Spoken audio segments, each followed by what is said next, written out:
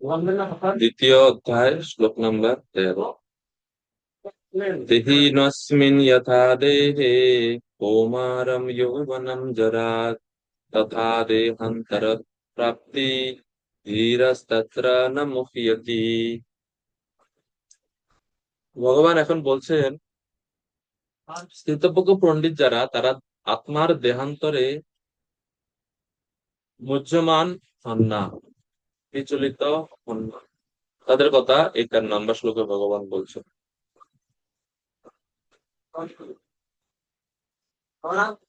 দেহিন অস্মিন, দেহের মধ্যে যে দেহের মালিক বসে আছে, যে মালিক বসে থাকার ফলে দেহের কি হয়? কৌমারম যৌবনম যারা, দেহের পরিবর্তন হয়, রূপ পরিবর্তন হয়, দেহ বৃদ্ধি পায়, কৌমার থেকে যৌবন পরে জরাগ্রস্ত হয়। কিন্তু আত্মা কি চেঞ্জ হয় না?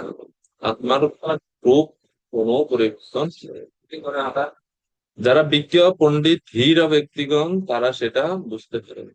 তথা দেহান্তর প্রাপ্তি, একইভাবে যখন আত্মা এক দেহ থেকে অন্য দেহে গমন করে তখন তারা সেই পরিবর্তনে মুহ্যমান হন না। কেন? এই যে তথা দেহান্তর প্রাপ্তি, এর থেকে আমরা প্রমাণ পাচ্ছি পুনর্জন্ম সম্বন্ধে। ভগবান বলছেন যে আত্মা ধ্বংস হয় না, এক দেহ থেকে আরেক দেহে দেহান্তরিত হয় মাত্র।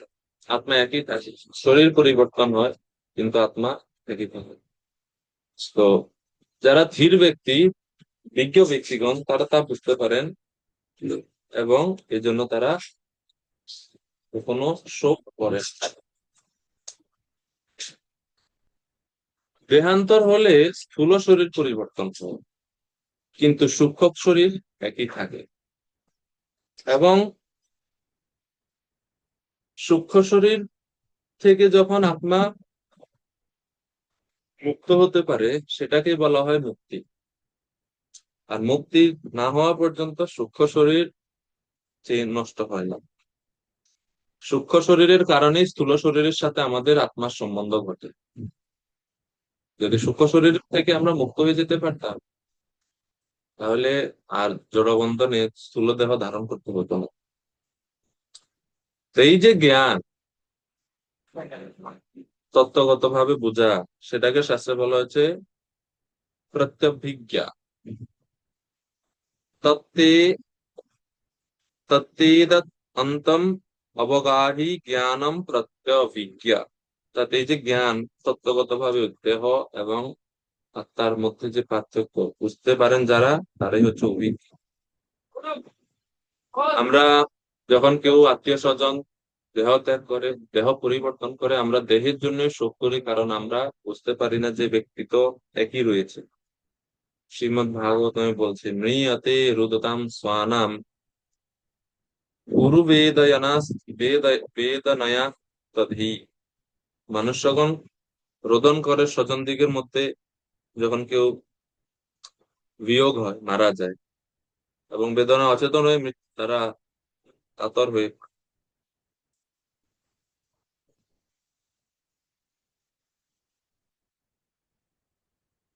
কিন্তু যারা ধীর তত্ত্বজ্ঞ তারা তা করেন না। ভগবান এইভাবে বলছে, ধীর রাস্তাত্রা নমুচ্যত। কৃষ্ণাচার্য চক্রবর্তী ঠাকুর এবং বলদেব বিদ্যাভূষণ দুইজনেই বলছেন যে অর্জুন কৃষ্ণের সাথে একমত হয়েছিলেন যে ভীষ্ম ও দ্রোণ যুবক শরীর লাভ করলে ভালো হতো। কিন্তু অর্জুন ব্যাখ্যা করছেন তারা যুদ্ধে অনীহার কারণ হচ্ছে তাদের সাথে তার বর্তমান সম্পর্ক। অর্জুন কেন অর্জুন বুঝতে পারছে যে ঠিক আছে তারা দেহ ত্যাগ করলে নতুন দেহ লাভ করবে, কিন্তু আমার শোকের কারণ এটা না, আমি শোক করছি এই কারণ তাদের সাথে আমার বর্তমান সম্পর্ক তো নষ্ট হয়ে যাবে, যা তাদের বর্তমান শরীরের উপর ভিত্তি করেই হয়েছে, এবং তিনি দুঃখ বোধ করবেন তাদের অনুপস্থিতির জন্য। তাদের বর্তমান সম্পর্ক সত্তর নষ্ট হয়ে যায়।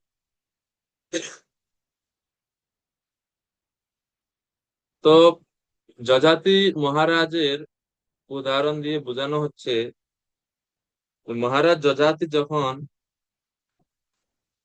বৃদ্ধ অবস্থায় তিনি তার পুত্রদের কাছ থেকে যৌবন প্রার্থনা করেন কাম সুখ ভোগ উপভোগ করার জন্য।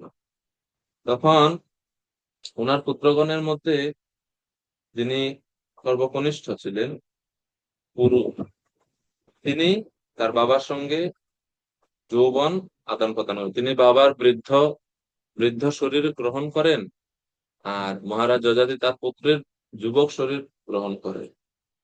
তো বৃদ্ধ হওয়ার পর মহারাজ যযাতি যখন তার পুত্রদের সঙ্গে বার্ধক্য বিনিময় করেন, যুবক শরীর লাভ করেন, রাজার বৃদ্ধ শরীর ত্যাগের সময় কেউ শোক করেনি, বরং প্রত্যেকে খুশি হয়েছিল। তো এখন কৃষ্ণ অর্জুনকে প্রশ্ন করছেন, ভীষ্ম ও দ্রোণ যদি নতুন শরীর লাভ করেন তাতে তোমার শোক করতে হবে কেন? তারা যদি নতুন দেহ লাভ করে তাহলে তো তোমার শোক করা উচিত নয়, তো তা আনন্দিত হওয়া উচিত। দেহের পরিবর্তনে বিজ্ঞরা শোক করেন না। ধীর কারা? শ্রীমদ ভাগবতমে বলা হয়েছে ধীর সংজ্ঞা, যে ধীর তত্র না মুখ্যতি, কাদেরকে ধীর বলা হয়? বলছে, গতস্বার্থম ইমম দেহম বিরক্ত মুক্ত বন্ধন অভিজ্ঞাতা গতির জহ্যাম জহিয়াত সা বৈ ধীর উদাহৃত। ধীর তাকেই বলা হয়। কে ধীর? হচ্ছেন তিনি যিনি কোনো অজ্ঞাত দূর দেশে চলে যান এবং সমস্ত দায়িত্ব থেকে মুক্ত হয়ে জড় দেহটি যখন অব্যবহার্য হয়ে পড়ে তখন তা ত্যাগ করেন, তিনি হচ্ছেন ধীর। এটা আহ, ধৃতরাষ্ট্র যখন গৃহত্যাগ করেন সেই সেই বর্ণনাতে বিদুরজি যখন যখন ধৃতরাষ্ট্রকে উপদেশ দিচ্ছেন গৃহত্যাগের জন্য, সেখানে তিনি বলেছেন ধীর এবং নরোত্তম সম্বন্ধে ধীর। ধীর তারা যারা দেহ সম্বন্ধ, দেহে আসক্তি, দেহের সাথে সকল প্রকার সম্বন্ধ থেকে ছিন্ন হওয়ার জন্য, মুক্ত হওয়ার জন্য সেই সম্পর্ক থেকে দূরে গিয়ে মৃত্যুবরণ করেন একা। ধীর মানে অবিচলিত, যিনি যথেষ্ট প্ররোচনা সত্ত্বেও বিচলিত হন না। সংসার পরিবারের প্রতি এই ধরনের অহৈতুক স্নেহ মমতার দ্বারা আত্ম উপলব্ধির প্রতিবন্ধকতা সৃষ্টি হয়ে থাকে, এবং যদি কেউ ওই ধরনের সম্পর্ক একেবারেই ভুলে যেতে পারে তবে তাকে বলা হয় অবিচল এবং ধীর। তো এই জন্য বলছেন কৃষ্ণ অর্জুনকে যে ধীর যারা তারা এর পরিবর্তনে মূর্যবান হয় না। শ্লোক নাম্বার 14। এখন অর্জুন যদি বলে যে আমি তাদের জন্য শোক করছি না, কিন্তু তাদের মৃত্যুতে পরবর্তীতে আমি দুঃখভাগী হব, আমি দুঃখভাগী হব তাদের মৃত্যু, অতএব সেহেতু আমি নিজের জন্যই শোক করছি।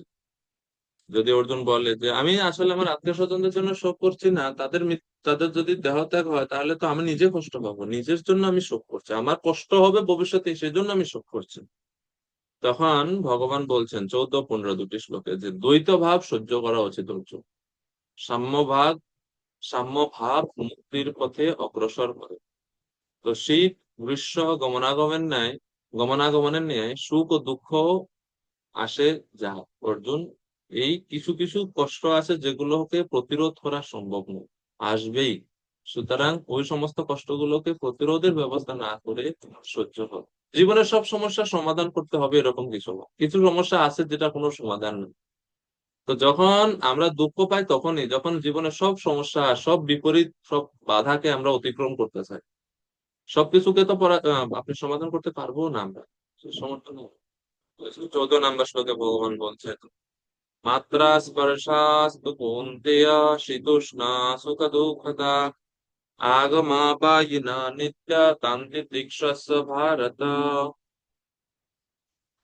দেবকী নন্দন প্রভু অনুবাদটা পড়ো।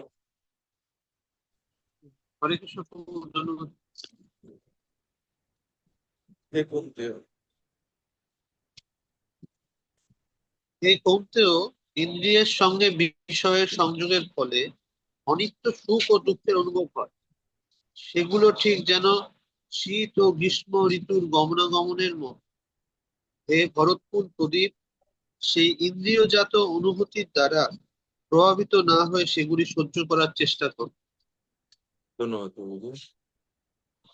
মাত্রা স্পর্শাস্তু কৌন্তেয় শীত উষ্ণ সুখ দুঃখদা। ইন্দ্রিয়ের সঙ্গে, আমাদের জ্ঞান ইন্দ্রিয়গুলোর সঙ্গে যখন ইন্দ্রিয়ের বিষয় সংযোগ হয়, এটা দুটো যখন একসাথে হয়, ইন্দ্রিয়ের সঙ্গে যখন বিষয়গুলো সম্বন্ধ যুক্ত হয়, তখন আমরা দুইটা অনুভব আমাদের হয়, হয় সুখ না হলে দুঃখ।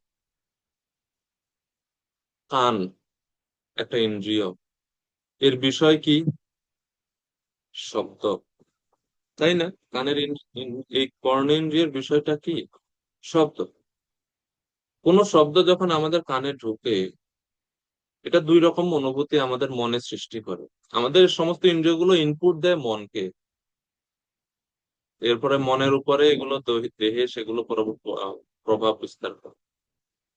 মনে দুই রকম প্রভাব বিস্তার হতে পারে, মাত্রা স্পর্শাস্ত কুন্তীয় শীত উষ্ণ সুখ দুঃখ। সুখ এবং দুঃখ দুই ধরনের অনুভব আমি পাবো। যদি আমার এই শব্দটা আমার প্রিয় হয়, তাহলে আমি শুনে খুব আনন্দ অনুভব করি। আর যদি এই শব্দটা আমার অপ্রিয় হয়, তাহলে আমি সেটা শুনে দুঃখ ভোগ করি, বিরক্তি বোধ করি। কেউ যদি আমার প্রশংসা করে, শুনতে ভালোই লাগে, তাই না? আর যদি কেউ আমার দুর্নাম করে, আমার বিষয়ে খারাপ কিছু বলে, সেটা যদি আমার কান দিয়ে আমি শুনি, তাহলে ভিতরে কি মনে হয়? কষ্ট হয়। তো বলছে অর্জুনকে ভগবানদের, দেখো, এই সুখ এবং দুঃখ ইন্দ্রিয় এবং বিষয়ের সংযোগের ফলে। যদি বিষয় সমূহ ইন্দ্রিয়ের সঙ্গে যদি যুক্ত না হয়, তাহলে কিন্তু সুখ দুঃখ অনুভব নয়, হবে না। কেউ যদি বধির হয়, কিছু শুনে না, তাহলে কত ভালো না? ওই ব্যক্তির কোনো বিচলতা হবে না, যে যাই বলুক, হ্যাঁ হ্যাঁ হ্যাঁ, হম হম, ঠিক আছে ঠিক আছে, সেও খুশি। কোনো দুঃখ নাই। কেন দুঃখ নাই? যার সঙ্গে শব্দটা ঢুকছে না, এর থেকে এই ব্যক্তি মুক্ত। আত্মারাম ব্যক্তিগণ, স্থির ব্যক্তিগণ, আহ শুদ্ধ ভক্তগণ, পরমহংসগণ এইরকম স্তরে অবস্থিত। তারা ইন্দ্রিয়ের সঙ্গে বিষয়ের সংযোগের ফলে তারা সুখ দুঃখ অনুভব করে না, কেননা মাঝখানে তাদের প্রোটেকশন আছে ভক্তি, সেই জন্য। হুম। আত্মকেন্দ্রিক সুখ দুঃখ তারা অনুভব করে। চক্ষু ইন্দ্রিয়ের কাজ হচ্ছে দেখা, দৃষ্টি, দর্শন। ভালো জিনিস দেখলে ভালো লাগে, খারাপ জিনিস দেখলে কষ্ট হয়। কিন্তু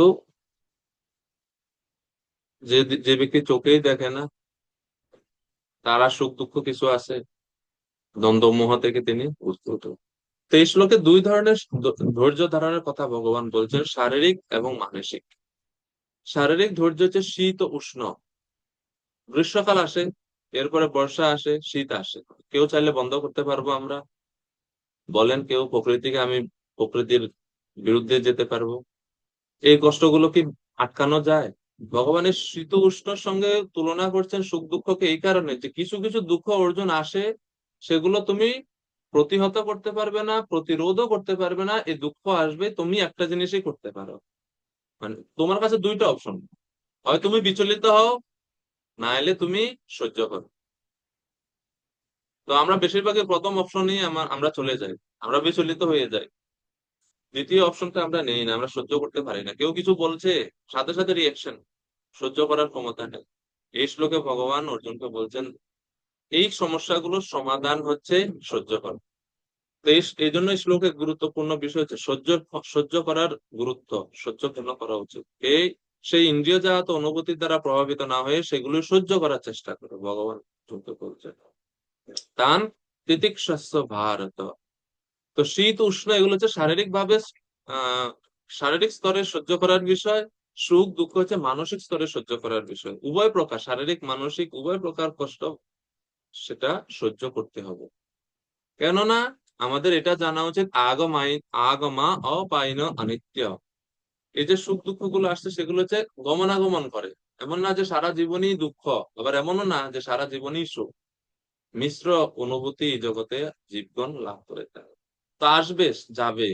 তো দুঃখটাও বেশি সময় থাকবে না, এই জন্য এত বেশি হতাশ হওয়ার কিছু নাই। আর সুখে থাকলেও সুখও বেশি দিন থাকবে না, সেজন্য এত বেশি আনন্দিত হওয়ারও কোনো কিছু নেই। জগতে একটাই বৈশিষ্ট্য, পরিবর্তন। জগৎ সবসময় পরিবর্তন হয়, সবকিছু পরিবর্তন হয়, প্রতি মুহূর্তে প্রতি মুহূর্তে পরিবর্তিত হচ্ছে এই জগৎ। এটা হচ্ছে জগতের নিয়ম। সেজন্য কোনো জিনিস আপনি গ্যারান্টেড হিসেবে নিতে পারবেন না যে আমি এইভাবে আছি, এইভাবে সারা জীবন থাকবো না। The only thing that doesn't change is that the world is always changing. এই জগতে একটা জিনিসই আছে যেটা কখনো পরিবর্তন হয় না, আর সেটা হচ্ছে জগৎ সবসময় পরিবর্তিত হচ্ছে প্রতি মুহূর্তে। আমাদের দেহে কত পরিবর্তন হচ্ছে প্রতি মুহূর্তে, সম্পর্কগুলোর মধ্যে কত পরিবর্তন হচ্ছে, আমাদের অনুভূতির মধ্যে কত পরিবর্তন হচ্ছে, জ্ঞানের মধ্যে কত পরিবর্তন হচ্ছে। সবকিছু পরিবর্তিত হচ্ছে, দেশ পরিবর্তিত হচ্ছে, দেশের নিয়ম কানুন পরিবর্তন হচ্ছে, সামাজিক রাজনৈতিক স্ট্রাকচার পরিবর্তন হচ্ছে। আপনার বাড়ি যেরকম ছিল 10 বছর পূর্বে এখন সেরকম আছে? নাই। তো সবকিছু যদি পরিবর্তন হয়, সুখ দুঃখ তো এরকম আসবে যাবে, পরিবর্তন হবে, অবস্থার পরিবর্তন হবে, সেজন্য সহ্য করো অর্জুন। তান তিতিক্ষস্য ভারত, প্রথম কথা বলে গেলেও কোনো সমস্যা নাই, শেষ অংশটা just মাথায় রাখতে হবে জীবনে, যে জীবনে প্রতিটি স্তরে দরকার। কেননা জড় জগতে যতদিন পর্যন্ত আমরা আছি, ভক্তি করি যাই করি, দুঃখ আসবেই, সুখও আসবে, দুটাকেই সহ্য করতে হবে। সুখের দ্বারা যদি প্রভাবিত হয়ে যায় তাও বিপদ, দুঃখের দ্বারা প্রভাবিত হয়ে গেলেও বিপদ, উভয় অবস্থায় আন তিতিক্ষস্য। ভগবান এখানে শুধু দুঃখ সহ্য করার কথা বলছেন না অর্জুনকে, বলছেন যে তুমি যে শোক করছো সেটাতে ইন্দ্রিয় যা, দুঃখ সুখ দুইটাই সহ্য করো। মানব জীবনে প্রকৃত কর্তব্য সম্পাদন করতে হলে মানুষকে সহনশীলতার মাধ্যমে বুঝতে হবে সুখ ও দুঃখ কেবল ইন্দ্রিয়ের বিকার। আত্মা কিছু অনুভব করে না তো, এগুলো আত্মার কাছে কোনো সুখ দুঃখ নাই। এই অনুভব গুলো ইন্দ্রিয় সমূহের, মনের, আত্মার এগুলো নেই। এর প্রমাণ দিব যে আত্মা সুখ দুঃখ যে শুধুমাত্র ইন্দ্রিয় অনুভব করে।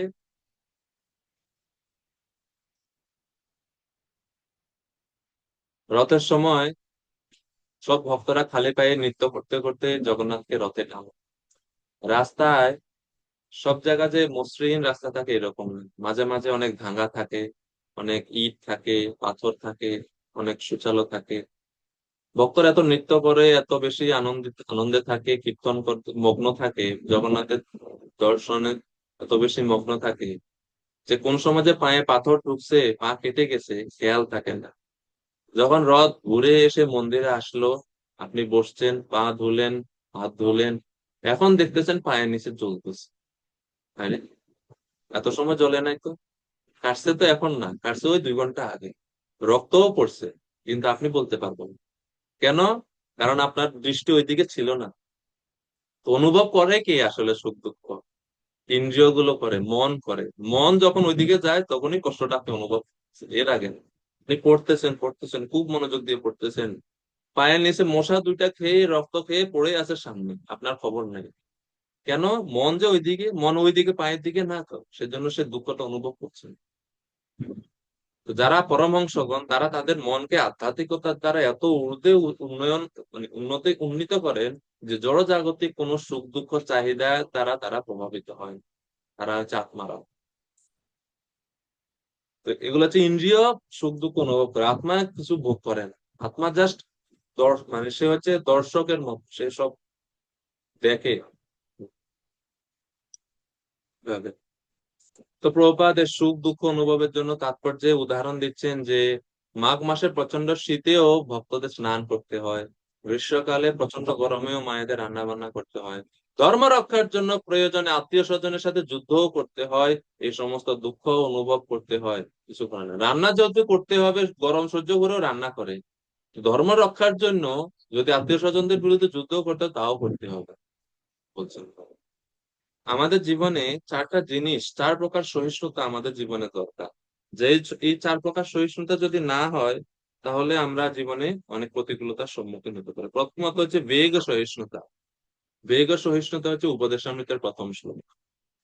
আপনারা উপদেশামৃত কোর্স করছেন, ক্লাস করছেন।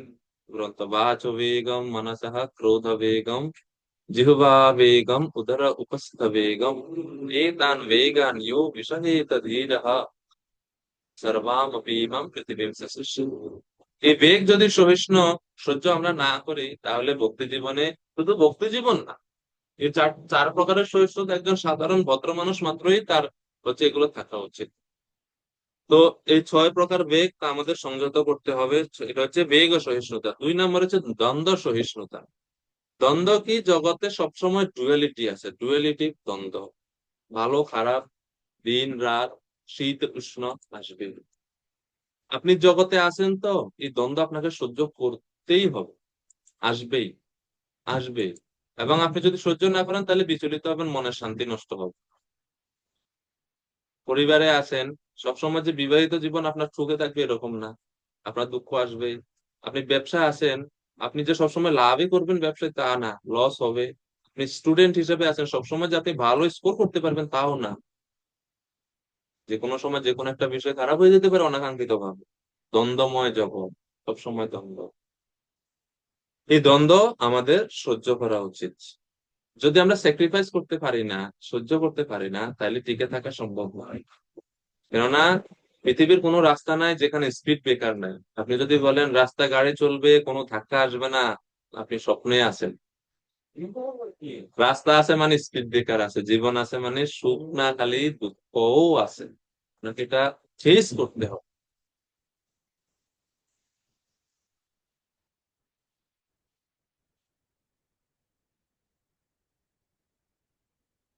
ভয় পেলে চলবে না। তো দ্বিতীয় প্রকার সহিষ্ণুতা হচ্ছে দ্বন্দ্ব সহিষ্ণুতা। 3 নাম্বার, তৃতীয় প্রকার সহিষ্ণুতা হচ্ছে পরমত সহিষ্ণুতা।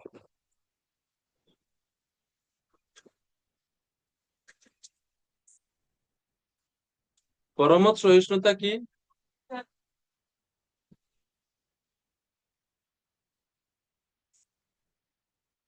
যদি আমরা সমাজে আহ ভালোভাবে থাকতে চাই, তাহলে অন্যের মতকে অনেক সময় সহ্য করে আপনাকে চলতে হবে। আমরা সবাই অন্যের উপর আমাদের মতকে চাপিয়ে দিতে চাই, আমরা অন্যদেরকে বোঝাতে চাই। আর এর ফলে নানা মনি নানা মত এবং দ্বন্দ্ব দেখা যায়। সেজন্য কিছু কিছু সময় সহিষ্ণু থাকতে হবে পরমতের প্রতি।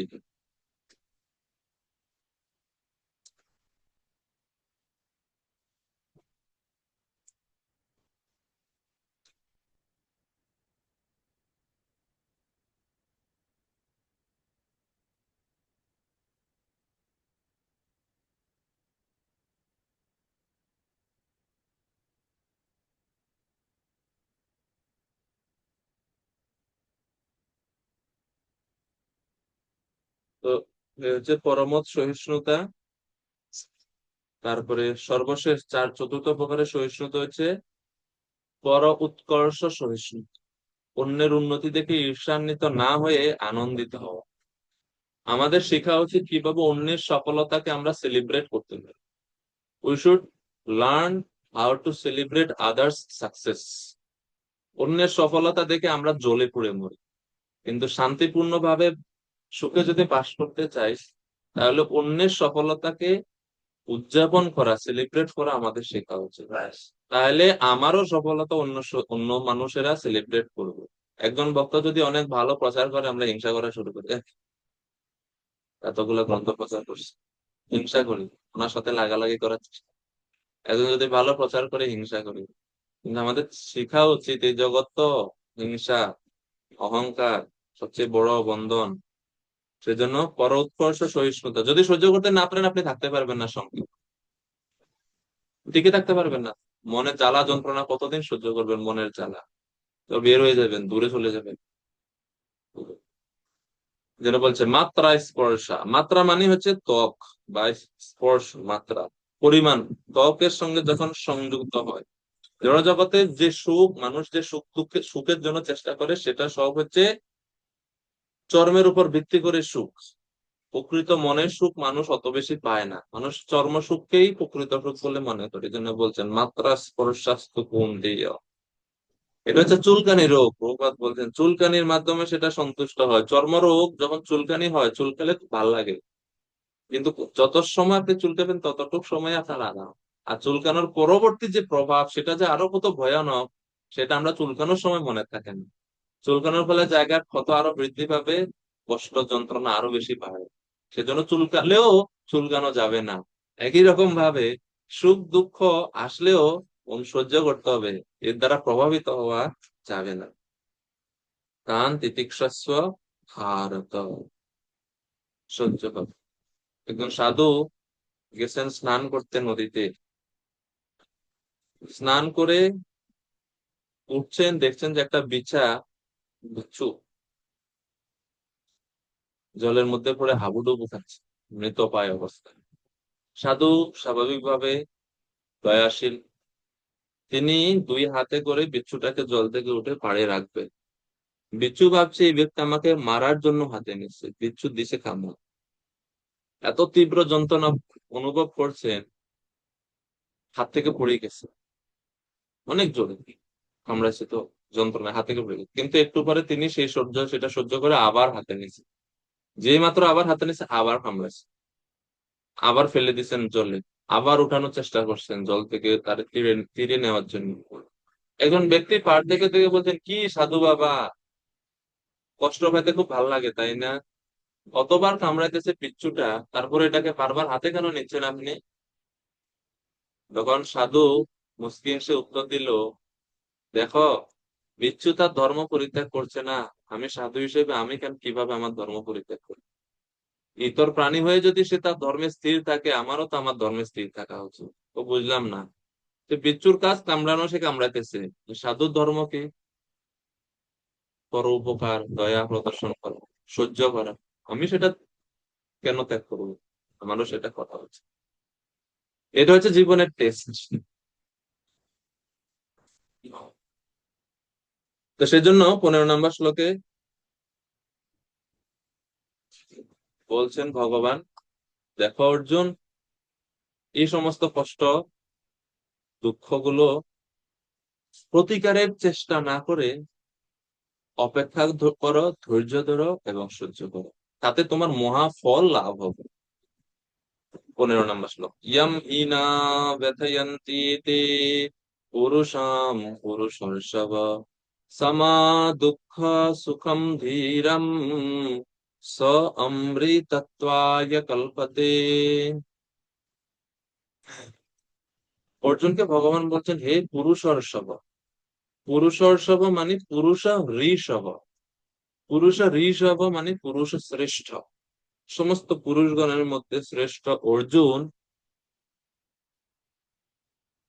ইয়ম হি না ব্যথয়ন্তি এতে, শীত উষ্ণে উষ্ণ আদি দ্বন্দ্বে যিনি বিচলিত হন না, এবং সম দুঃখ সুখম ধীরম, যিনি সুখ এবং দুঃখকে সমান জ্ঞান করেন, স অমৃতত্বায় কল্পতে, তিনি মুক্তি লাভের অধিকারী। তার 13, 14 এই দুইটি শ্লোকে যে বিষয়ে ভগবান বলছেন, তা যদি কেউ পালন করে তাহলে কি হবে ফল? 15 নম্বর শ্লোকে বলছে। হরে কৃষ্ণ। তো শিল প্রভুপাদের 15 নম্বর শ্লোকে তাৎপর্যে বলছেন, জড়বন্ধন থেকে মুক্তি লাভের জন্য কে যোগ্য?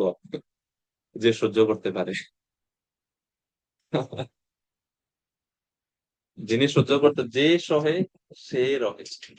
অমৃতত্ব লাভ হচ্ছে জীবনের উদ্দেশ্য, আর সেই উদ্দেশ্য সেটা তিনিই করতে পারেন যিনি সহ্য করতে পারেন। অমৃতত্ব লাভ, তিনি মুক্তি লাভ করতে, স অমৃতত্ব আয় কল্পতে। অমৃতত্ব মানে হচ্ছে মুক্তি লাভ। মুক্তি লাভের যোগ্য কে? যিনি সুখ এবং দুঃখকে সমান জ্ঞান করেন এবং শীত উষ্ণ আদি দ্বন্দ্বে বিচলিত হন। কেন বিচলিত হবে না ভক্ত?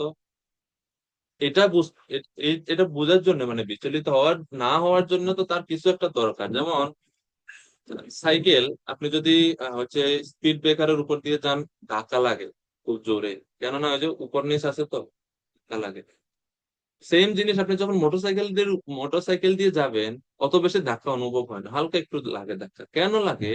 কারণ সাইকেলের মধ্যে শক অ্যাবজর্বার নাই, কিন্তু মোটরসাইকেলের মধ্যে স্প্রিং আছে, যেটা কি করে, উঁচু নিচু ধাক্কা গুলোকে সহ্য করে নেয়, এবং ওই চালক অত বেশি অনুভব হয় সেই অল্প একটু ধাক্কানো। যে আপনি যদি স্পিডে যান, কোন স্পিড ব্রেকারের উপর দিয়ে খুব জোরে যায়, মোটরসাইকেল অনুভব হয় না যে কিছু নিচে দিয়ে গিয়েছে। তো জীবনে এই যে সহ্য করার জন্য সেই স্প্রিং তো দরকার। আপনারা বুঝতে পারছেন স্প্রিং বলতে আমি কোনটা বোঝাতে চাচ্ছি? গাড়ির মধ্যে দেখবেন ট্রাকের মধ্যে বড় বড় স্প্রিং থাকে, যেটা থাকলে গাড়ি অত বেশি ঝাঁকি হয় না, স্মুথলি যায়। বড় বড় যেসব দামি বাস গুলো থাকে, যেমন গ্রিন লাইন, তারপরে রয়্যাল কোচ, এই সমস্ত বাসগুলোতে দেখবেন আপনি যাবেন, মনে হচ্ছে না যে কোনো রাস্তা ভাঙা টাঙ্গা আছে। কেননা ওই সমস্ত গাড়ির স্প্রিং এত মজবুত যে সব ওই চাকার উপর দিয়ে যায়, স্প্রিং গুলো সেটা সব মানে অ্যাবজর্ব করে নেয়, আর মানুষও অত ঝাঁকি অনুভব করে স্প্রিং থাকার কারণে। সুখ দুঃখ দ্বারা বিচলিত হব না কেন? সুখ দুঃখে কিভাবে সমজ্ঞান করবো? শীত উষ্ণ দ্বন্দ্বে বিচলিত না হওয়ার পিছনে সেই অ্যাবজর্বারটা কি জিনিস, যেটা ভক্তের থাকা উচিত? সেই অ্যাবজর্বারটা হচ্ছে তত্তেনুকম্পাম সুসমীক্ষমানো ভুঞ্জান এবাত্মকৃতম বিপাকম হৃদ্বাগ বপুর্বে বিদধান নমস্তে জীবেতয়োঃ মুক্তিপদে সতায় ভাব। জীবেতয়, যে জীবন ধারণ করে, কিভাবে জীবন ধারণ করে? তত্তেনুকম্পান সুসমীক্ষমানো ভুঞ্জান এব আত্মকৃতম বিপাকম। আমি যা কিছু ভোগ করছি, সুখ দুঃখ, আত্মকৃতম বিপাকম, আমি যা ভোগ করছি সেগুলো আমার পূর্বকৃত কর্মের ফল আমি ভোগ করছি। কেউ এর জন্য দায়ী নয়। এটা বুঝতে পেরে, এটা বুঝে ভক্ত সুখ আসে দুঃখ আসে সবগুলোর প্রতি তিনি সমভাবন। এটা হচ্ছে প্রথম শক অ্যাবজর্ভার। আর দ্বিতীয় শক অ্যাবজর্ভারটা হচ্ছে জীবনের উদ্দেশ্য কি তা মাথায় রাখা সব সময়। জীবনের উদ্দেশ্য তো নাই জগৎকে ভোগ করা। যদি উদ্দেশ্য হয় জগৎকে ভোগ করা, তাইলে সুখ দুঃখ দ্বারা আমি বিচলিত হবে। কিন্তু জীবনের উদ্দেশ্য যদি হয় গন্তব্যে পৌঁছানো, তাহলে রাস্তার স্পিড ব্রেকার দ্বারা তো আমি বিচলিত হবো না। কেউ যদি দূর রাস্তায় যেতাম না, এটাতে রাস্তা যেতে চায় না, এখানে অনেক স্পিড ব্রেকার, অনেক খালি ধাক্কা লাগে, আর রাস্তা ভাঙা, আমি যাইতাম না ঢাকা। যদি ঢাকা যাওয়ার জরুরি হয়, আর ঢাকা যাওয়ার জন্য আমি যদি ঐকান্তিক হই, তাহলে রাস্তা যাই আসুক না কেন আমাকে সহ্য করতেই হবে। মনুষ্য জীবনের উদ্দেশ্য না তো এই জগৎকে ভোগ করব ফুলেস্ট মাত্রায়, ইন্দ্রিয় সুখ ভোগ করবো ফুলেস্ট মাত্রায়, এটা তো জীবনের উদ্দেশ্য হওয়া উচিত না ভক্তদের। কামস্তন ইন্দ্রিয় প্রীতি লাভ জীবেত যাবতা। কাম উপভোগ মনুষ্য জীবনের উদ্দেশ্য না কখনো ভক্তদের। জীবেত, আমাদের জীবন ধারণ করার উদ্দেশ্য হচ্ছে কি? তত্ত্ব জিজ্ঞাসা করা, সেটার জন্য জীবন। তো এটা যদি ভক্ত মানসিক ভাবে সেট করে যে আমার লক্ষ্য হচ্ছে ভগবানের কাছে যাওয়া, যাত্রাপথে অনেক অসুবিধা আসতে পারে, আমি কেন এগুলো দ্বারা বিচলিত হবো? আমি এগুলো দ্বারা বিচলিত না হয়ে আমি আমার গন্তব্যের দিকে মনোযোগ হই না কেন? সেটা যদি হয় তাহলে তিনি সুখ দুঃখ দ্বারা বিচলিত হবে না, মান সম্মানের দ্বারা বিচলিত হবে। কে কি বলে বলুক, আমার কি আসে যায় তা, আমার ধান্দা আমার দিকে থাকবে। বিচলিত হওয়া যাবে না। বহু মানুষ বহু কথা বলবে, তার দ্বারা বিচলিত হলে তো আমি এই জন্য বলছে যে আপনার জীবনের রিমোট কন্ট্রোলটা, আপনার জীবনের নিয়ন্ত্রণ করে রিমোটটা অন্যের হাতে দিবেন না। টিভির রিমোট যার কাছে আছে, টিভি তার কাছে। সে যে ইচ্ছা মতো চ্যানেল চেঞ্জ করতে হয়। আমি যদি আরেকজনের কথা মতো নিজে প্রভাবিত হয়ে যাচ্ছি, এর মানে তো আমি পুতুলের মতো হয়ে যাচ্ছি ওই ব্যক্তির হাতে। আমি কেন আরেকজনের হাতে পুতুল হব? আমি কেন মায়াদেবীর হাতে পুতুল হব? আমি তো কৃষ্ণের হাতে পুতুল হওয়ার কথা। প্রভুপাদ বলছেন, কাষ্ঠেরা পুতলিয়া থা নাচাও সে মাঝে। প্রভুপাদ ভগবত মার্কিনে মার্কিনে ভগবত ভজনে বলছে, প্রভু হে কৃষ্ণ, আমি হচ্ছে আপনার হাতে কাঠের পুতুলের মতো। যাত্রা পালায় যেরকম উপর থেকে ব্যক্তি সুতা দিয়ে পুতুল নাচ দেখায়, পুতুলে নাচার কোনো ক্ষমতা নাই, ভগবান নাচায়, যাত্রা ওই ব্যক্তি নাচায়। সে একই রকম ভাবে প্রভুপাদ বলছেন, প্রভু প্রভু আমি আপনার হাতের পুতুলের মতো, আপনি যেভাবে নাচাবেন আমি সেভাবে নাচাই। এই জন্য ভক্ত এই চিন্তা করে সুখ দুঃখের দ্বারা প্রভাবিত হয়নি। যখন তিনি বুঝতে পারেন জীবনের উদ্দেশ্য তো এগুলো না, এর দ্বারা প্রভাবিত হওয়া না, জীবনের উদ্দেশ্য অন্য কিছু। সেজন্য বলছে সব সমস্যার সমাধান করতে নাই, সব দুঃখেরও সমাধান করতে নাই। কিছু কিছু দুঃখ আছে যেগুলো থাকবেই। জীবনের উদ্দেশ্য পশু পাখির মতো ইন্দ্রিয় তৃপ্তি না। শ্রীমদ্ ভাগবত বলছে, তস্যেব হেতু প্রয়তেত কোবিদ ন লভ্যতে যদ ভ্রমতামুপর্যথা তল্লভ্যতে দুঃখবদন্নতঃ সুখম কালেন সর্বত্র গভীর রহস্যা। শ্রীমদ্ ভাগবতম প্রথম স্কন্ধ পঞ্চম অধ্যায় 18 নং শ্লোক বলছে, সুখ দুঃখ দ্বারা যদি বিচলিত হয়ে যাচ্ছি, তাহলে তো এটা পশু জীবন। কেন? কারণ তার লভ্যতে দুঃখবদন্নতঃ সুখম, দুঃখ যেরকম কেউ চায় না আপনাতেই আসে, সুখও চাইতে হবে না আপনাতেই আসবে, যদি থাকে এটা কপালে। এই জন্য বলছে যে সমস্ত মানুষ যথার্থই বুদ্ধিমান এবং পারমার্থিক বিষয়ে উৎসাহী, এই দুইটা বৈশিষ্ট্য যাদের মধ্যে রয়েছে, যিনি বুদ্ধিমান আর দুই পারমার্থিক বিষয়ে পারমার্থিক ভাবে নিজেকে উন্নতি করতে উৎসাহী, এই দুই শ্রেণীর মানুষের কর্তব্য হচ্ছে সেই চরম লক্ষ্যে উপনীত হওয়ার জন্য প্রয়াস করা, যা ব্রহ্মাণ্ডের সর্বোচ্চ লোক ব্রহ্মলোক থেকে শুরু করে সর্বনিম্ন পাতাল লোক পর্যন্ত ভ্রমণ করেও লাভ করা যায় না। এটা হচ্ছে জীবনের উদ্দেশ্য। যেটা ও একবার উপর থেকে নিচ পর্যন্ত কোথাও এটা নেই।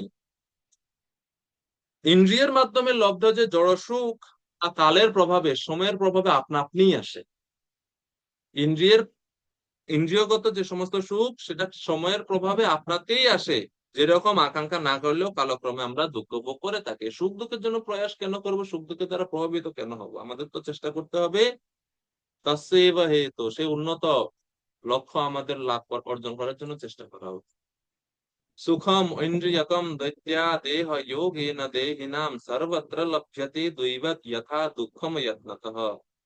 প্রহ্লাদ মহারাজ ওনার দৈত্য বন্ধুদেরকে বলছে, হে বন্ধুগণ, দেহের সঙ্গে ইন্দ্রিয়ের বিষয়ের সংযোগ বশত যে ইন্দ্রিয় সুখ, তা যে কোনো জীবজনিতেই আমরা পূর্বকৃত কর্ম অনুসারে লাভ করে থাকি।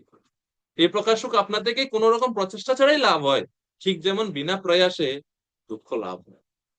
সেই জন্য ভগবত পরিকল্পনা মনে করে সব সহ্য করা এবং লক্ষ্যের উপর দৃষ্টি নিবদ্ধ রাখা।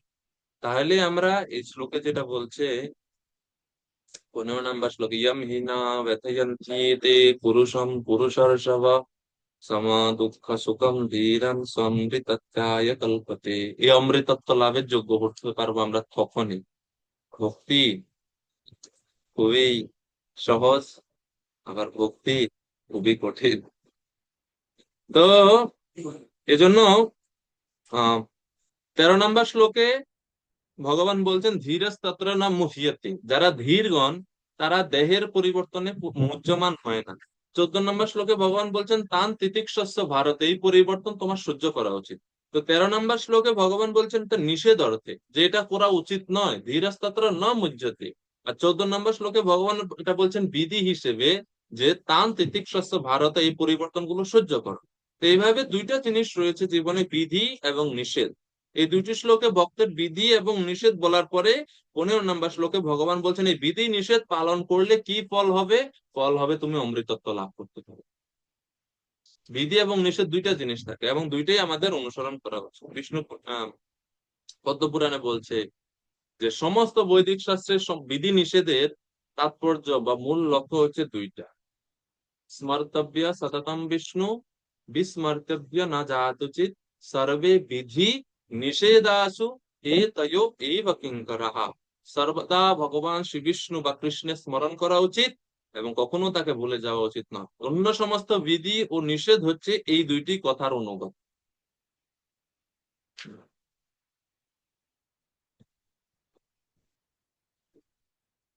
এখন অর্জুন কৃষ্ণকে বলছেন, আপনি বলছেন শীত উষ্ণ সহ্য করব, শীত উষ্ণ ইত্যাদি অত্যন্ত দুঃসহ, সহ্য করা খুব কঠিন। তা কিভাবে সহ্য করব? অধিক সহ্য করলে কখনো কখনো দেহের মৃত্যু ঘটতে পারে। তখন কি হবে? খুব বেশি ঠান্ডা যদি সহ্য করে কেউ, ঠান্ডা খুব সহ্য করার একটা মাত্রা আছে, কিন্তু যদি অতিরিক্ত মাত্রায় সহ্য করে তখন কি হবে? মরে যাওয়ার সম্ভাবনা আছে। আর কি, দেহপাত হতে পারে, মৃত্যু হতে পারে। তখন কি করা যায়? 16 নম্বর শ্লোকে ভগবান বলছেন, 16 থেকে 22 নম্বর শ্লোকে, দেহ বিনাশশীল, আত্মা আত্মা অপরিবর্তনীয়। দেহের পরিবর্তন ঠিক কাপড়ের পরিবর্তনের মতো, এজন্য এটার দ্বারা তুমি প্রভাবিত হইও না। তত্ত্বদ্রষ্টা ব্যক্তিদের সিদ্ধান্ত উল্লেখ করে ভগবান বলছেন, না সতো বিদ্যতে ভাব, না ভাবো বিদ্যতে সত, উভয়ো অপি দৃষ্টান্তাৎ তত্ত্বদর্শিবিঃ। তত্ত্বদর্শী যারা, তারা সিদ্ধান্ত করেছেন, তারা মত দিয়েছেন। কি মত দিয়েছেন? না সতো বিদ্যতে ভাব, না ভাব বিদ্যতে সতঃ। না সতো বিদ্যতে ভাব মানে কি? অসত ভাব ন বিদ্যতে, অসতের অস্তিত্ব বিদ্যমান নেই। অসতের প্রভাব, অসৎ বস্তুর কোনো স্থায়িত্ব নেই। না সত বিদ্যতে ভাব। আর ন অভাব বিদ্যতে সত মানে কি? সত অভাব ন বিদ্যতে, অর্থাৎ সতের অভাব বিদ্যমান নেই। সতের ভাব চিরদিনই বিদ্যমান, সতের কোনো অভাব নেই, এর কোনো অভাব বা পরিবর্তন হয় না। অর্থাৎ সৎ বস্তু যা, তার কোনো অভাব নেই বা পরিবর্তন হয় না, আর যা হচ্ছে অসৎ তার কোনো অস্তিত্ব নাই, তার কোনো স্থায়িত্ব নেই। অর্থাৎ অনিত্য জড় বস্তুর স্থায়িত্ব নেই, নিত্য বস্তু আত্মার কখনো বিনাশ হয় না। সেই জন্য তারা উভয় প্রকৃতির যথার্থ উপলব্ধি করে এই সিদ্ধান্ত উপনীত হয়েছেন তত্ত্বদর্শকগণ। তারা উভয় প্রকৃতি, তারা নিত্য বস্তু এবং অনিত্য বস্তু, অসৎ এবং সৎ উভয় বস্তুর প্রকৃতি বা বৈশিষ্ট্য যথার্থভাবে উপলব্ধি করে তারা এই সিদ্ধান্ত করছেন যে অসৎ বস্তু কখনো স্থায়ী হয় না, আর স্থায়ী বা নিত্য আত্মা কখনো ধ্বংস হয় না। তো কৃষ্ণ দুইটি মানে সত্যভাবে বলছে যে জড় দেহ এবং সকল জড় পরিস্থিতি হলো ক্ষণস্থায়ী, এদের প্রকৃত অস্তিত্ব নেই। আর একমাত্র সেই বস্তু হচ্ছে সত্য, নিত্য, সত্যিকার, যা হচ্ছে আত্মা বা চিন্ময় বস্তু।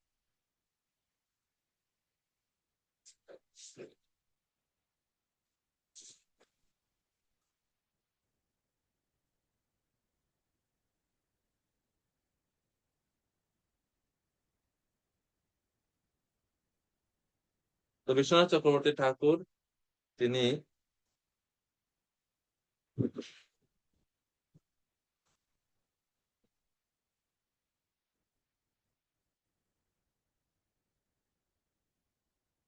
তাৎপর্য বলছেন, জীবাত্মা হচ্ছে সৎ অর্থাৎ নিত্য, তার নাশ নেই।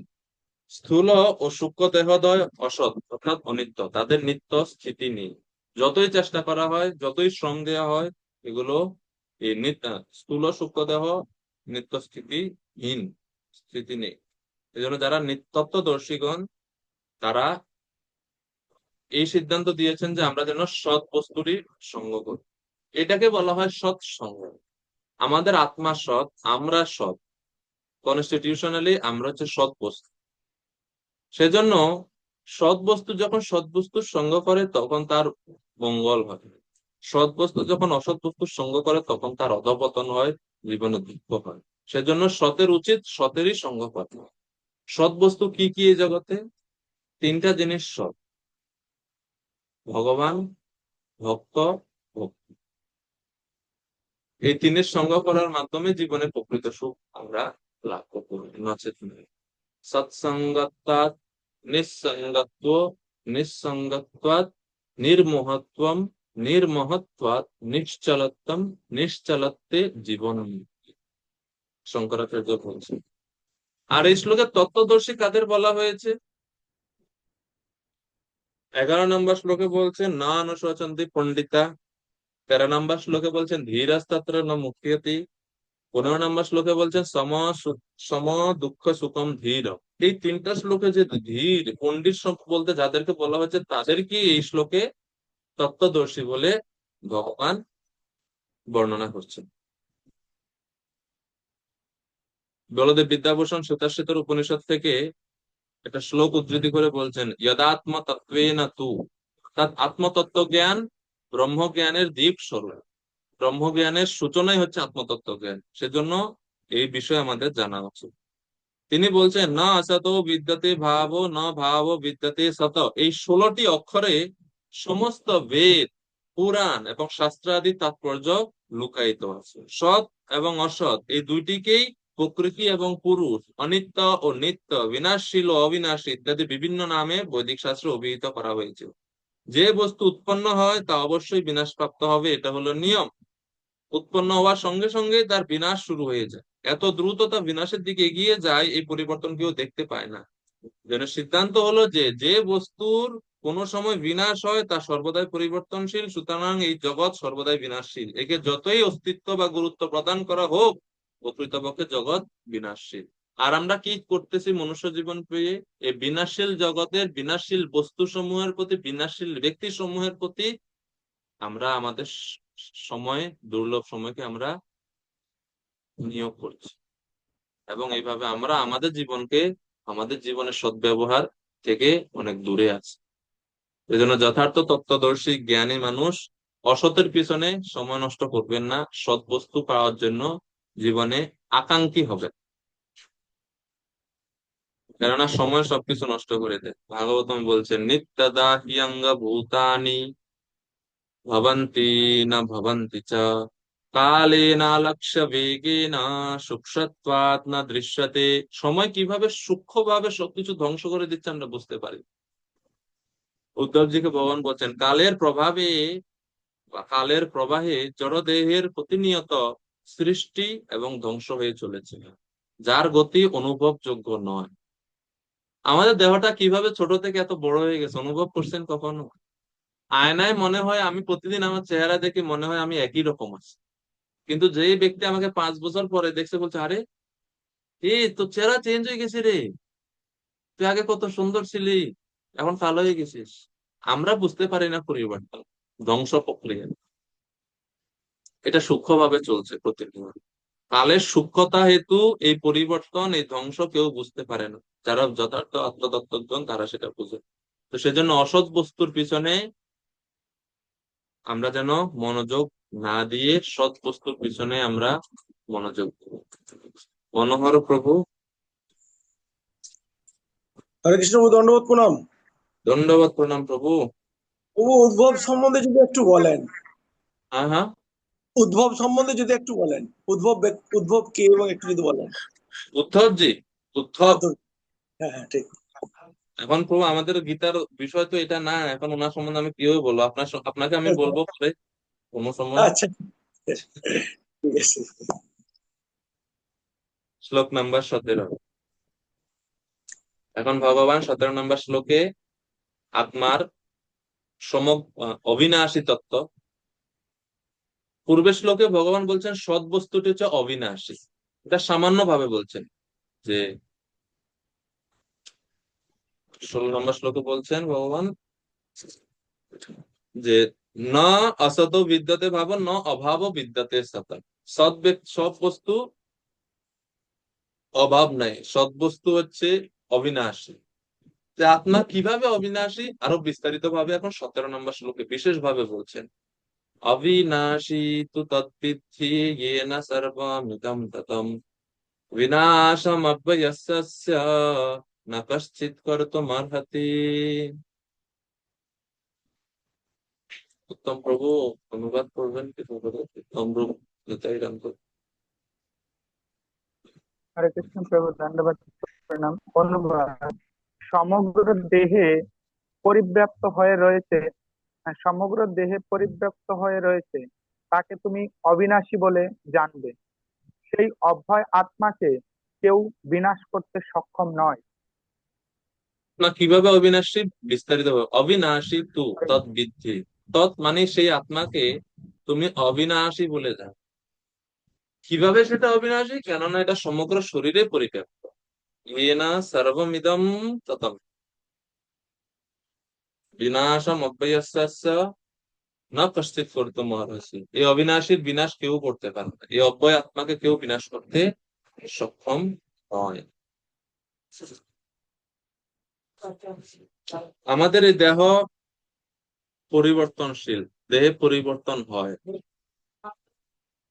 শ্রীমদ্ ভাগবতমে বলা হচ্ছে জন্মাদ্যা শরীমে ভাবা দৃষ্টা দেহস্য নাত্মনা ফলানামিব বৃক্ষস্য কালে নশ্বর মূর্তিনা। বৃক্ষের ফল এবং ফুলের যেমন কালবশত বা সময়ের প্রভাবে 6 প্রকার বিকার বা পরিবর্তন হয়, তেমনি জীবাত্মা বিভিন্ন পরিস্থিতিতে প্রাপ্ত জড়দেহেরও এই প্রকার পরিবর্তন হয়, কিন্তু আত্মার কোনো পরিবর্তন হয় না।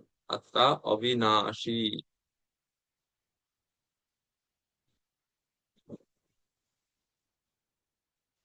একই আত্মা শরীরে অবস্থান করে সমগ্র শরীরে কিভাবে তার আহ বিস্তার ঘটায়, সমগ্র শরীরে কিভাবে তার চেতনা প্রভাবিত হয়। স্মৃতিশাস্ত্রে বলা হচ্ছে, বেদান্ত সূত্রে বলা হচ্ছে অবিরোধ চন্দনবৎ। আত্মার এই যে ক্রিয়াটা সেটাকে উদাহরণ দিয়ে বলছে অবিরোধ চন্দনবৎ। চন্দনের মতো অবিরোধ আত্মার প্রভাব, চন্দনের মতো অবিরোধ। কিভাবে চন্দনের মতো অবিরোধ? বলা হচ্ছে হরিচন্দন বিন্দু শরীরের এক স্থানে আমরা যদি চন্দন লেপন করি, এর শীতলতা পাশে, মানে এই চন্দনের প্রভাব, শীতলতা এবং ঘ্রাণ সমগ্র শরীরে পৌঁছায়, সমগ্র শরীরে আমরা অনুভব করি। একই রকম ভাবে আত্মা যদিও হৃদয়ে অবস্থিত, হৃদদেশে অর্জুন তিষ্ঠতি, হৃদয়ে অবস্থিত, কিন্তু তার প্রভাব সমগ্র শরীরে ব্যাপ্ত হয়।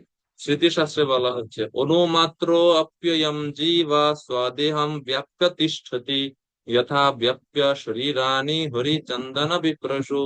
হরিচন্দন বিন্দু যেরকম এক স্থানে অবস্থিত হয়েও সমস্ত দেহের হর্ষপ্রদ হয়, জীবাত্মাও সেই রকম এক স্থলে অবস্থান করেও সারা দেহে চেতনা বিস্তার করে।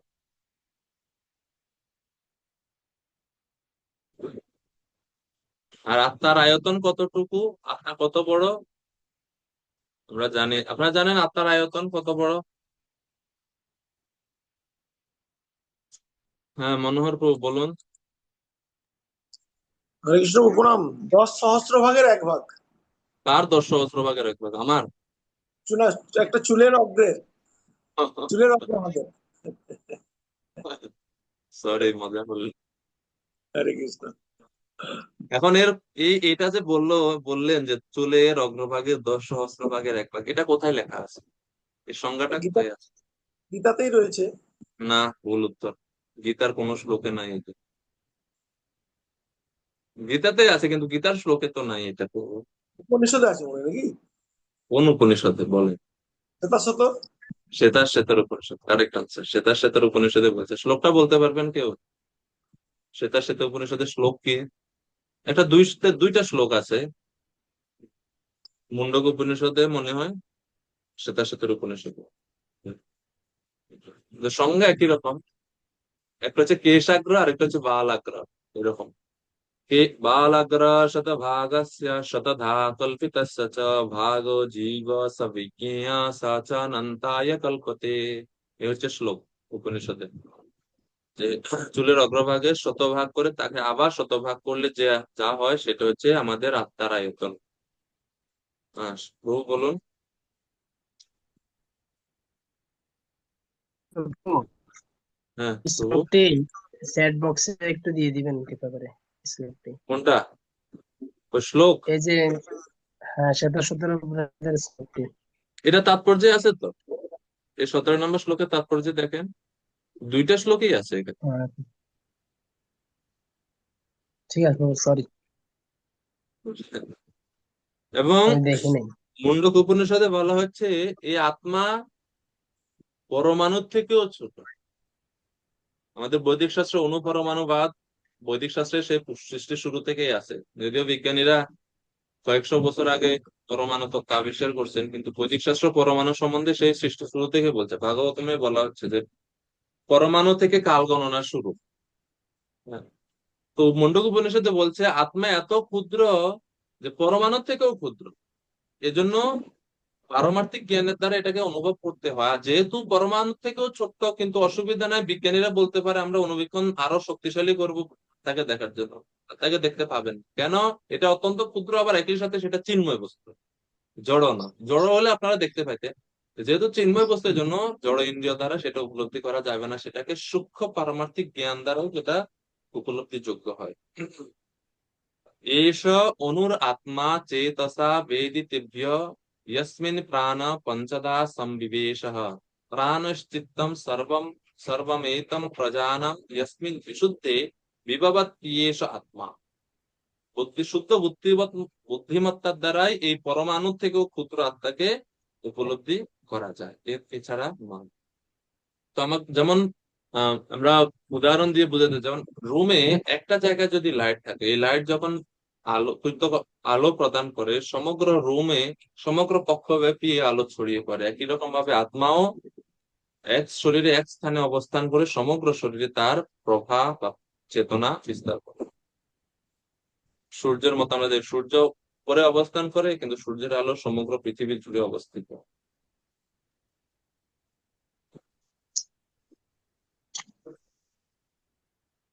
শ্লোক নাম্বার 18।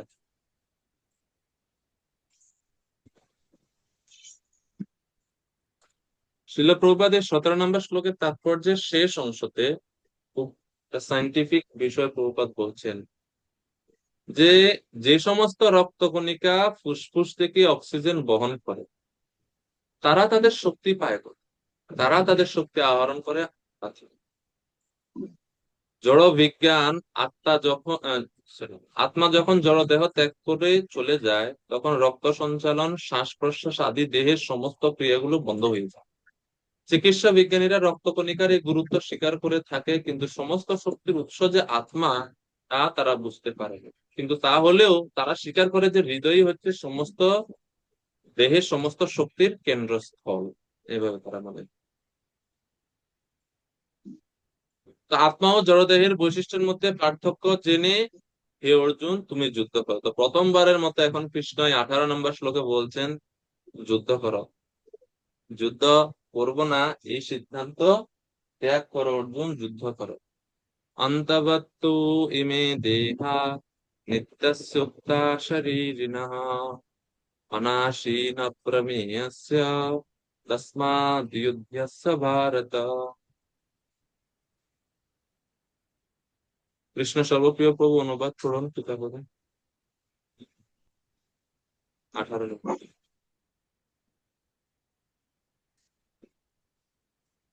হরে কৃষ্ণ, ধন্যবাদ, প্রণাম। হরে কৃষ্ণ। অবিনাশী, অপরিমেয় ও শাশ্বত আত্মার জড়দেহ নিঃসন্দেহে বিনাশশীল। অতএব হে ভারত, তুমি শাস্ত্রবিহিত স্বধর্ম পরিত্যাগ না করে যুদ্ধ করো। হরে কৃষ্ণ। হরে কৃষ্ণ। এতক্ষণ পর্যন্ত অনেক যুক্তি টুক্তি দেখালেন ভগবান, এখন এই প্রথম এই শ্লোকে বলছেন যুদ্ধ করো। যখন আমরা ডাক্তার দেখাতে যাই, ডাক্তারে অনেক কিছু জিজ্ঞেস করে, অনেক তথ্য নেয়, নেওয়ার পরে ঔষধ দেয় আর দুই একটা উপদেশ দেয়। তো কৃষ্ণ এত সময় বলার পরে এখন বলছেন যে অবিনাশী, অপরিমেয়, শাশ্বত আত্মা জড়দেহ নিঃসন্দেহে বিনাশী। সুতরাং তুমি এটা চিন্তা করো না যে আমার আত্মীয় স্বজনের সব মারা যাবে, তুমি তোমার স্বধর্ম করতে প্রবৃত্ত হও। স্বধর্মে কখনো হচ্ছে স্বধর্ম পালনে অমনোযোগী হয়েও না।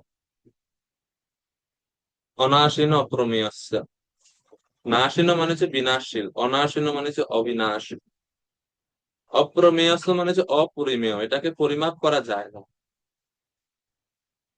বৈদিক শাস্ত্রে এটা বলা যে কেউ আত্মাকে পরিমাপ করা যায় না। আত্মার আয়তনটা একটা স্বাভাবিক একটা ধারণা দেওয়ার জন্য বলছে স্থূলের অগ্রভাগে 10,000 ভাগের 1 ভাগ।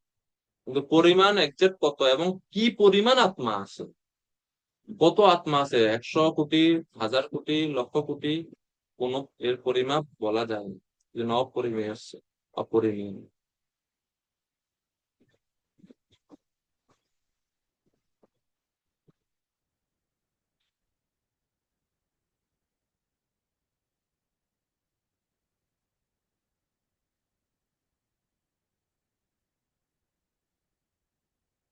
শ্লোক নাম্বার 19। এখন অর্জুন বলছেন ঠিক আছে বুঝলাম, ভীষ্ম আদি গুরুজনদের মৃত্যুজনিত শোক আমার হবে না, কিন্তু আমি এদেরকে বধ কিভাবে করবো? বধ তো করতে পারবো না।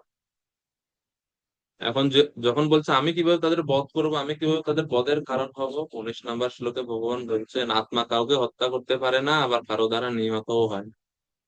সুতরাং তুমি যুদ্ধ করো। ইয়া ইনম বেত্তি হন্তারম ইয়শ্চৈনম মন্যতে হতাম উভো তৌ ন বিজানীতো নায়ম হন্তি ন হন্যতে। যিনি জীবাত্মাকে হন্তা বলে মনে করেন কিংবা যিনি একে নিহত বলে ভাবেন, উভয়ই আত্মার স্বরূপ জানেন না। কারণ আত্মা কাউকে হত্যা করে না, আরো তারা নিহতও হয়নি। আত্মা কাউকে হত্যা করে না, কারো দ্বারা নিহতও হয়। সেজন্য যারা প্রকৃত তত্ত্বজ্ঞ তারা সেটা বুঝতে পারে। শ্রীল মাধ্বাচার্য ব্রহ্মবৈবর্ত পুরাণ থেকে আত্মা পরমাত্মার সম্পর্কে, দেহ আত্মা পরমাত্মার সম্পর্কে তিনি ব্যাখ্যা করে বলছেন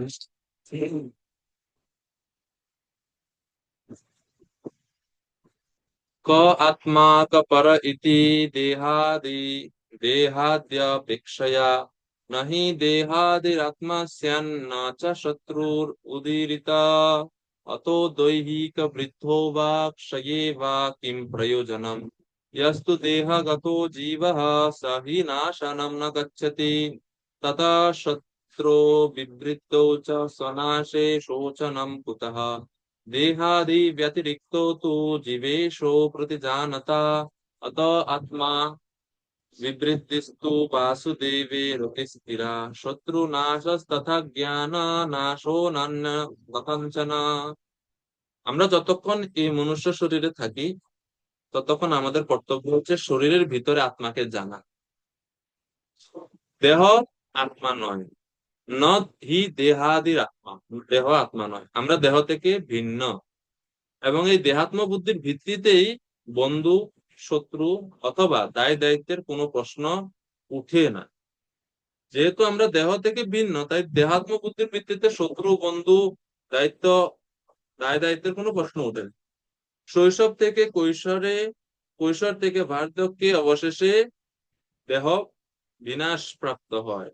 এই বিষয়ে আমাদের উদ্বিগ্ন হওয়া উচিত নয়। পক্ষান্তরে দেহ অভ্যন্তরস্থ আত্মার বিষয়ে এবং কিভাবে আত্মাকে জড়বন্ধন থেকে মুক্ত করা যায় সেই বিষয়ে গভীরভাবে চিন্তা করা উচিত। এভাবে ব্রহ্মবৈবর্ত পুরাণে আত্মার প্রকৃতি, পরমাত্মা প্রকৃতি সম্বন্ধে বলা হচ্ছে। আত্মাকে হত্যা করা যায়। কঠোর উপনিষদেও এই ভগবত গীতার এই শ্লোকের মতোই অনুরূপ একটা শ্লোক রয়েছে। এই শ্লোকে তো বলা হচ্ছে জয় এনম ব্যক্তি হন্তারম, কিন্তু কঠোপনিষদের আরেকটা শ্লোক রয়েছে একই অর্থবাচক কিন্তু একটু ভিন্ন। সেখানে বলছে হন্তা চেন মন্যতে হন্তম হতশ্চেত মন্যতে হতম উভৌ তৌ ন বিজানীত নায়ম হন্তি ন হন্য। কঠোপনিষদ 1:2-19 নাম্বার শ্লোক, একই অর্থবাহক, একই অর্থবোধক শ্লোক রয়েছে যে আমি অন্য কর্তৃক হত হলাম ও অপরকে হত্যা করলাম, এরূপ বিচার হচ্ছে ভ্রান্তিমূলক। যিনি এরকম মনে করেন তিনি জানেন না যে আত্মা কখনো নিহত হন না এবং কাউকে হত্যা করেন। আমি কাউকে হত্যা কিভাবে করব, কারণ কোনো আত্মাই তো হত্যা হয় না, তো হত্যা করবো কিভাবে? দেহটা নাশ হয়, দেহান্তরিত হয়।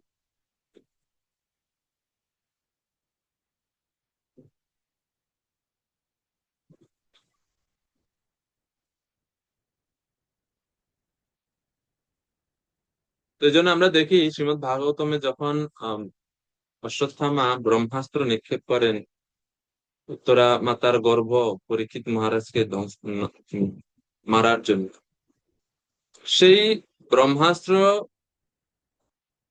পরীক্ষিত মহারাজের দেহটা ব্রহ্মাস্ত্রের আঘাতে পুড়ে যাচ্ছিল, কিন্তু আত্মাকে নষ্ট করতে পারেন। শ্রীকৃষ্ণ যখন গর্ভের ভিতরে প্রবেশ করলেন তখন তিনি কেবল পরীক্ষিত মহারাজের দেহকে রক্ষা করেছিলেন, কারণ ব্রহ্মাস্ত্র আত্মাকে প্রভাবিত বা নিহত করতে পারে। ভীষ্মদেবকে অর্জুন যদিও তীর মেরে অনেকদিন পর্যন্ত শুয়ে রেখেছিলেন, কিন্তু তার আত্মাকে তিনি স্পর্শ করতে পারেননি। ভীষ্মদেবের সারা শরীরে তীর বিদ্ধ ছিল, কিন্তু তারপরেও ওনার আত্মা দেহ ত্যাগ করেনি, কারণ আত্মা তো হত হয় না অস্ত্রের দ্বারা। এই শ্লোকে কৃষ্ণ কি তাহলে এখন প্রশ্ন হতে পারে, তাহলে এই শ্লোকে কি ভগবান আমাদেরকে অযৌক্তিক ভাবে যুদ্ধ করতে বা মানুষকে প্রাণীকে হত্যা করতে বলছেন, যে যেহেতু আত্মা কাউকে হত্যা করে না তার মানে আমি কাউকে হত্যা করলে কোনো অসুবিধা নেই, এরকম কি বলা হচ্ছে? কৃষ্ণ বলছেন আত্মা কাউকে হত্যা করে না, কারো দ্বারা নিহতও হয়। এর মানে আমরা অবশ্যই যেন এই এই কথার অর্থ না যে হত্যাকাণ্ডে বৈধতা দিয়েছে ভগবান। সনাতন ধর্মকে রক্ষার জন্য ভগবানের এই নির্দেশ বিশেষ করে অর্জুনের প্রতি, অর্জুনকে যুদ্ধ করে অনুপ্রাণিত করছেন। কখনোই নিজের খেয়াল খুশি মতো তিনি যাকে তাকে হত্যা করতে এই শ্লোকে ভগবান বলছেন না। এরপরে 20 নাম্বার শ্লোকে ভগবান আত্মার আরো বৈশিষ্ট্য বলছেন, আত্মা কেমন, আত্মার স্বরূপ কি। ন জায়তে ম্রিয়তে বা কদাচিন নায়ম ভূত্বা ভবিতা বা ন ভূয়ঃ অজো নিত্য শাশ্বতোয়ম পুরাণো ন হন্যতে হন্যমানে শরীরে।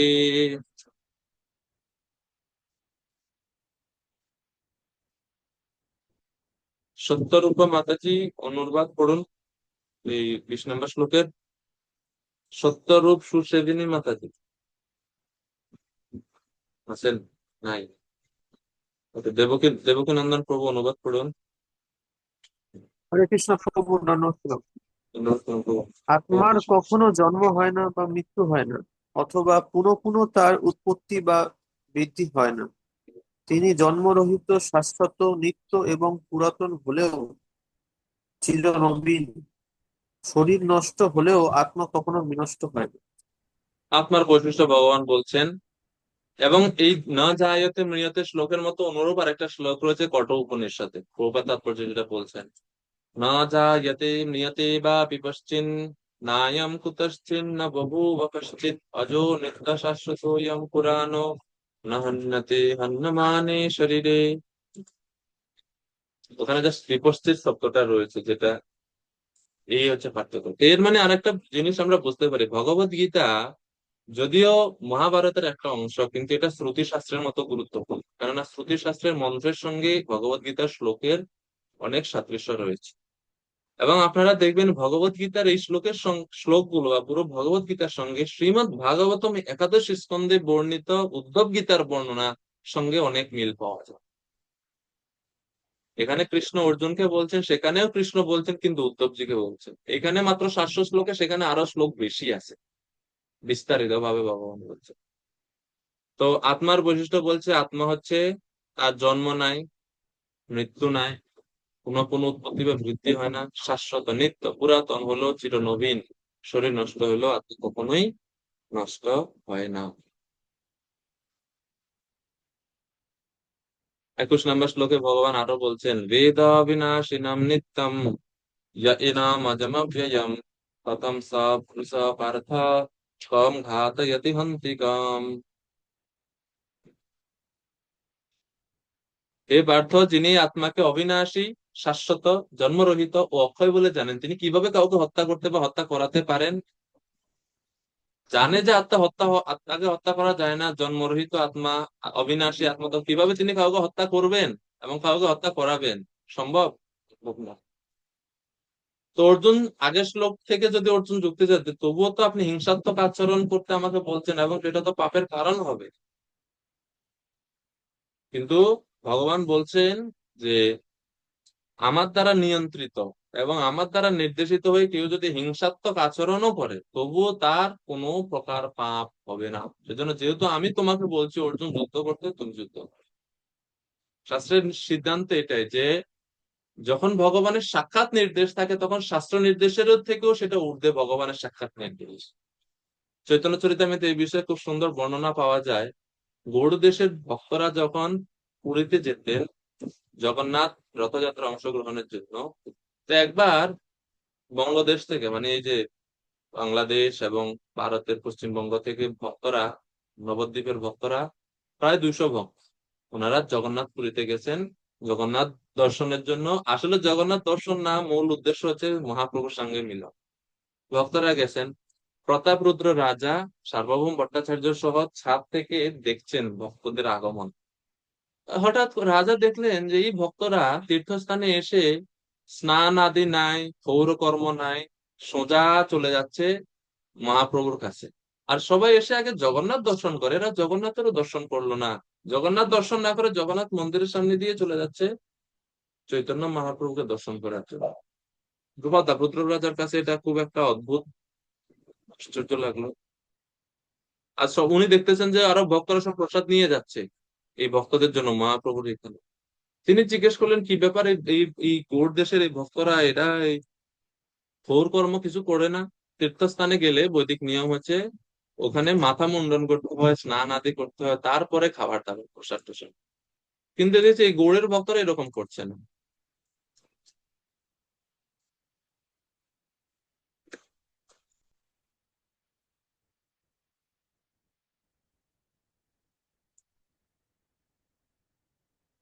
তো তিনি জিজ্ঞেস করছেন যে এরকম কেন?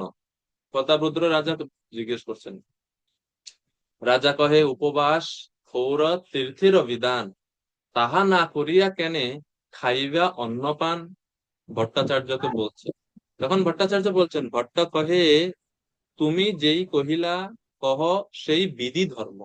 হে মহারাজ, বলে মানে পরে চাষ শেষ হচ্ছে।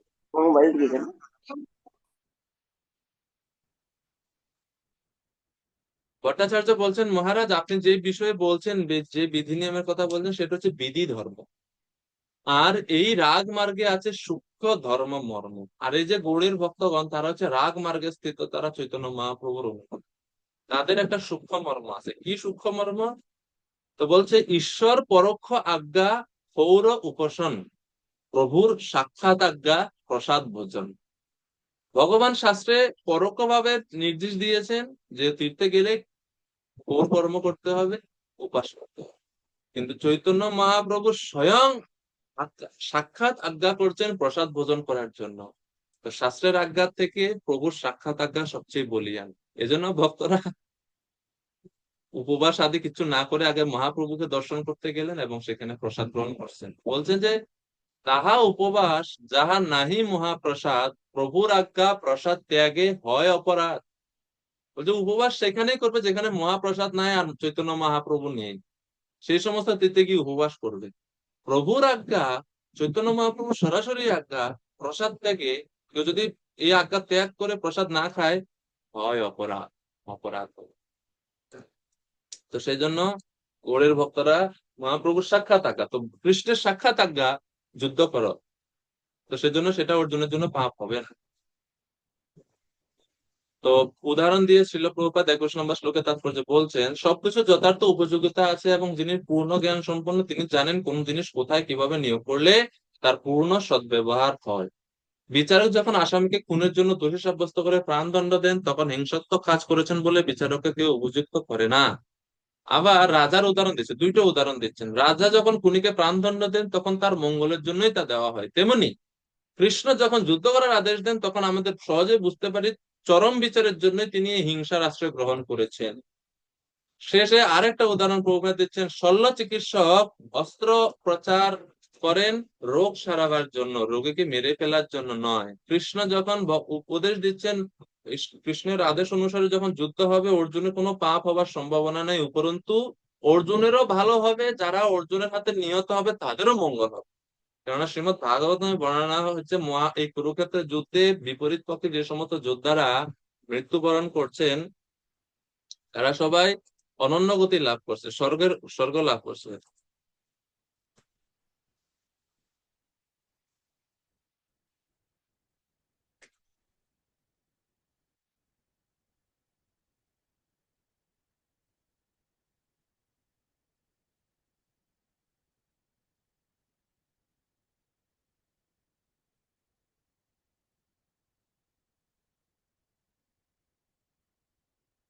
শ্রীমৎ ভাগবতমে 3য় স্কন্ধে 2য় অধ্যায়ে বলছে, তথৈব চান্যে নরলোকবীরা য় আহবে কৃষ্ণ মুখারবিন্দম নেত্রৈ পিবন্তো নয়নাভিরামম পার্থাস্ত্রভূতা পদমাপুরস্য।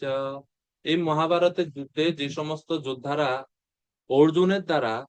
অর্জুনের তীরে বিদ্ধ হয়ে মৃত্যুবরণ করছেন, তারা সবাই পদমাপুরস্য, পরম পদ লাভ করেছেন। কিভাবে?